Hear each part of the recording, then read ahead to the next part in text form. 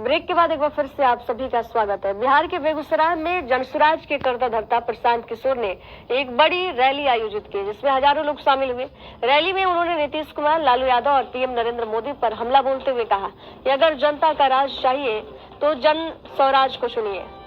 Circuit house में press वार्ता के दौरान प्रशांत किशोर ने नीतीश कुमार को मानसिक रूप से अस्वस्थ करार दिया और कहा कि यदि नीतीश कुमार अपने कैबिनेट के सभी मंत्रियों के नाम बता दे तो मान लेंगे कि वे शासन करने के लायक है। इसके बाद प्रशांत किशोर ने तेघरा में आयोजित रैली में भी अपने हमलों को जारी रखते हुए जन स्वराज चुनने की अपील की।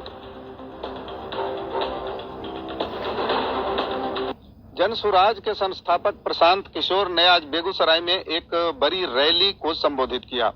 इसके संबोधन से पहले ही प्रशांत किशोर की एक प्रेस वार्ता आयोजित थी जो बेगूसराय सर्किट हाउस में थी। यहां उन्होंने नीतीश कुमार पर सीधा हमला करते हुए उन्हें मानसिक रोगी करार दिया।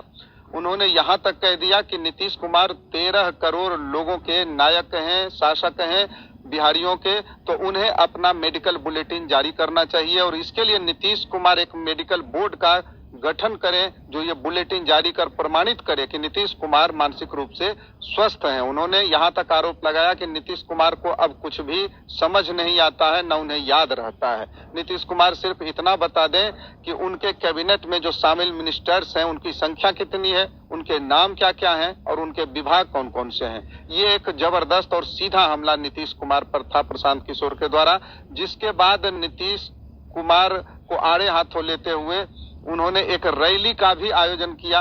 उस रैली में भी न सिर्फ नीतीश कुमार को उन्होंने आड़े हाथों लिया या उन पर बरसे, बल्कि लालू यादव और नरेंद्र मोदी की भी समान रूप से आलोचना करते हुए जन स्वराज को विकल्प के रूप में जनता से चुनने का आग्रह किया। तो ये बड़ी खबर बेगूसराय से, जहां पहली बार इतना जबरदस्त हमला नीतीश कुमार पर करते देखे गए प्रशांत किशोर। दरअसल उपचुनाव में जो 4 सीट पर उपचुनाव बिहार में हुए थे उसमें करारी शिकस्त का सामना जन स्वराज के प्रत्याशियों को करना पड़ा था। उसके बाद से नई जमीन तलाश रहे हैं प्रशांत किशोर बिहार में और इसी को लेकर इसी क्रम में वे जिले जिले में अब पब्लिक मीटिंग्स कर रहे हैं, जिसका ये हिस्सा था। आज बेगूसराय में हुए उन्होंने एक पब्लिक मीटिंग की, इसके बाद लखीसराय में करेंगे।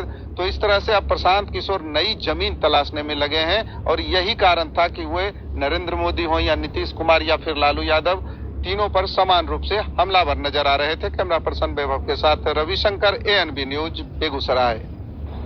देखिए, नीतीश जी की जो हरकत है या जो उनकी भाव भंगिमा है, जो उनके वक्तव्य हैं, इसको लेकर मैं ज्यादातर पिछले 2-2.5 साल में मैंने कोई वक्तव्य दिया नहीं।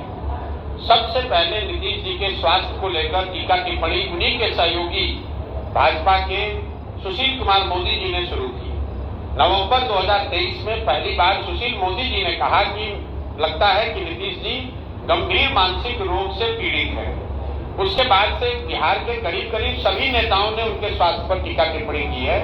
मैंने कभी टिप्पणी नहीं की थी जनवरी तक, लेकिन जनवरी में जब बीपीएससी का आंदोलन चल रहा था, अधिकारियों से या व्यवस्था से हम लोग की बातचीत चल रही थी, तब मुझे इस बात का अधिकारियों के माध्यम से भी फिर से ज्ञान हुआ, समझ आई कि नीतीश जी की मानसिक हालत दिनों दिन इतनी खराब हो गई है कि उनको ज्यादातर विषयों की समझ ही नहीं है, कोई उनको पता ही नहीं चल रहा है कि राज्य में हो क्या रहा।